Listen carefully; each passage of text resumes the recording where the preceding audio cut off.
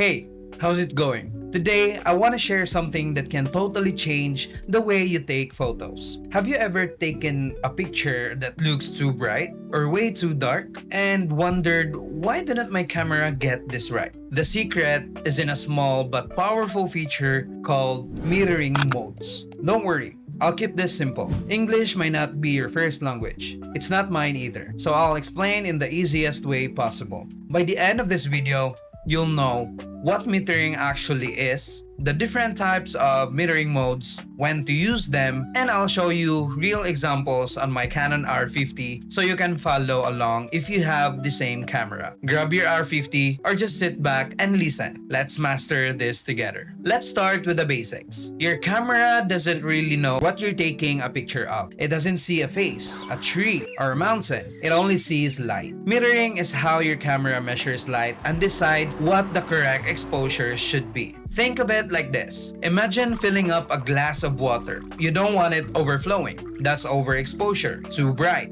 You don't want it half empty. That's underexposure. Too dark. You want it just right. That's what our camera is trying to do with light. But every situation is different. Sometimes you're indoors, sometimes outdoors, sometimes your subject is in shadow, and the background is super bright. That's why we have different metering modes. Let's break down the most common metering modes. I'll keep this conversational and simple. The first one is evaluative or matrix metering. This is the default mode on most cameras, including the Canon R50. The camera looks at the whole frame, divides it into zones, and averages everything to decide the best exposure. This is like your camera saying, I'll try to make the whole picture look balanced. Best for everyday shots, landscapes, travel photos, or portraits with even lighting. On the R50, if I'm outside shooting a cityscape or snapping friends at the park, I use evaluative. It works most of the time. The second one is center-weighted metering. The camera looks at the whole scene but gives more importance to the center. Imagine taking a portrait where your subject is in the middle. The camera focuses on the center. Everything else is less important. This is best for portraits, food photos, product shots with your subject in the middle. On my R50, photographing my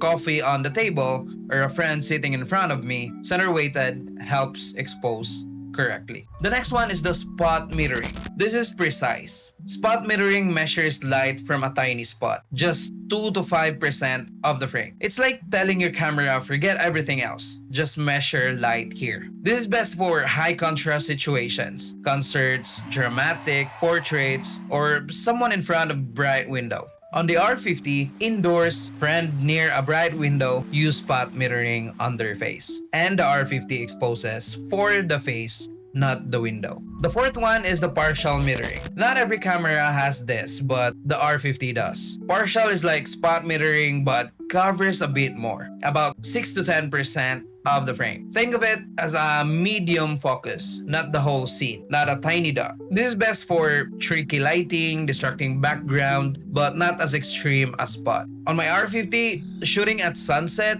bright sky behind the subject, partial helps balance both. Subject isn't too dark, and you keep sky details. Let's make this practical. Evaluative or matrix, use this about 80% of the time. Perfect for general shooting. Center weighted, use for portraits or when your subject is centered. For the spot, use when the background messes up your shot. Concerts, sunset, stage lightings. And the partial, use when strong light is behind your subject, but you want a balance. On the R50, to change modes, press the Q button, scroll to the metering mode icon, and you'll see 4 options. Select the one you need. Here are a few pro tips to help you master this. Use AA lock on the R50. That's the asterisk button. Meter on your subject, lock it, then reframe your shot without losing exposure. Check your histogram. Don't just trust your screen. It can look brighter or darker depending on the angle. The histogram tells you if you're losing details. Practice with different scenes. Go outside and try. A sunset portrait with spot or partial metering. A cityscape with evaluative, and a portrait indoors with center weighted. Don't be afraid to experiment. The more you switch modes,